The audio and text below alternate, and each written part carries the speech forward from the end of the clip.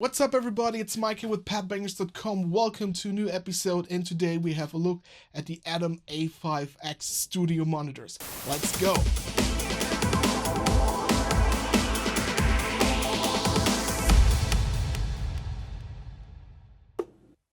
Let's have a look at the Adam A5X. First, let's talk some specs.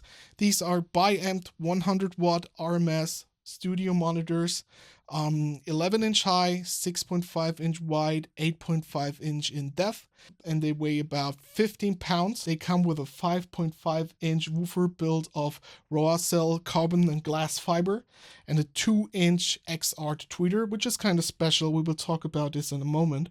The maximum peak is over 110 decibel SPL, and the frequency ranges from 50 Hz to 50 kHz. Street price at the moment is around $500 per speaker. Let's have a look at the design, because I think they look amazing.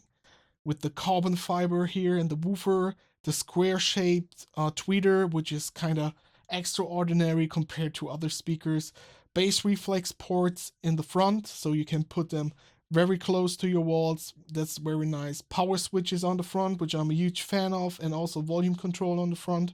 Very nice. Let's have a look at the back, because there's another really cool feature which Adam Audio called stereo link. So you can link these two speakers together with a cable, and then the main speaker controls volume for both speakers.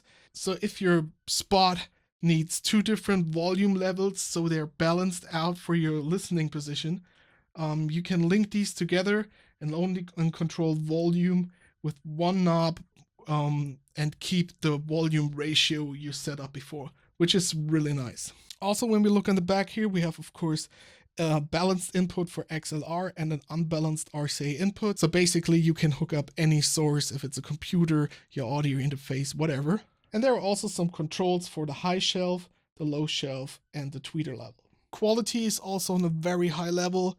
The Kevlar here in the woofer, all the screws around the surfaces, everything is smooth, feels good. Switches feel very nice. Also the volume knobs, they're not wobbling around or stuff like that. So quality is really excellent. So before we talk about the performance of the Adam A5X in the studio, I have to make clear we're not a test lab here, so don't expect any noise floor charts or frequency response curves.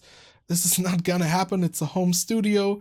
I assume most of you guys have a home studio too, so all we can tell you is our honest opinion. What we do to assure the sound is as neutral as possible is we have decent acoustic treatment, and we also use SonarWorks reference to measure the room with the speakers, so we get rid of all the problematic frequencies.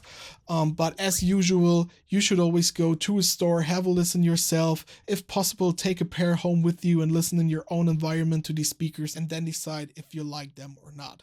So that said, we tested the speakers for about 2 weeks in our studio and also with our DJ setup in another room. The first task I did on the speakers was editing some video. I had stock audio and some voice recordings. Mixing them was very easy. The speakers sound very clear, very transparent, especially the mids and highs, in my opinion, are outstanding, very crisp. These ribbon tweeters they built into their speakers go very high in detail, and you can hear even small details in your source material. So mixing that stuff was very easy. What I also realized is I didn't put up the volume so much on these speakers, not on purpose, but it was necessary. And I kept them on a low level. I could hear every detail of the mix very clear, and that way I could work much longer because my ears didn't get tired so fast. And so yeah, that was a really nice side effect. The second task was, of course, then beat making, mixing tracks.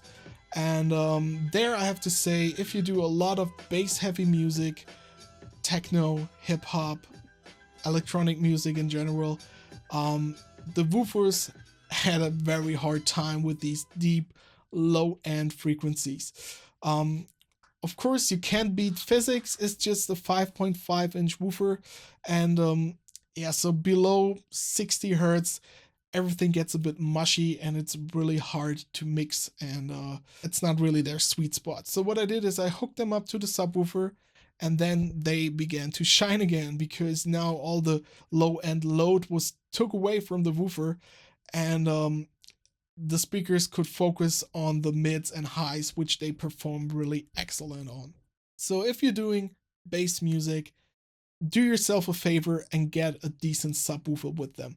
And then I'm pretty sure you will be very, very satisfied with the sound. If you're doing acoustic music, folk music, stuff like that, they might work for you, but bass heavy music is not the best friend of these speakers alone. So subwoofer is a must. And the third task was hooking up the speakers to our DJ setup and see how they perform there. And they worked really well. Since they're working with already mastered audio material, that mushiness in the lower frequencies isn't a big problem. They can get really loud. Of course, it's not booming like a sound set in a club. You would need the subwoofer again for that. But if you're a DJ and you're looking for some decent speakers to prepare your sets at home, and speakers that can go up to a decent level without distorting or getting too noisy, then you should definitely check out the Adam. Also very nice was the noise in the speakers. When you go halfway up the volume, there's actually no noise at all. If you go further, there's building up a little bit of noise, but I'm not really sure if this noise is produced by the amps in the speakers or in the amps of my DJ mixer. So also for DJs, I can recommend checking out the Adams. So yeah, that's it for this time. I hope you guys enjoyed the video. If so, please give it a thumbs up, share it with your friends, subscribe to the channel, and click on the bell so you won't miss any future episodes. That's it from me, Mike, padbangers.com. Peace out.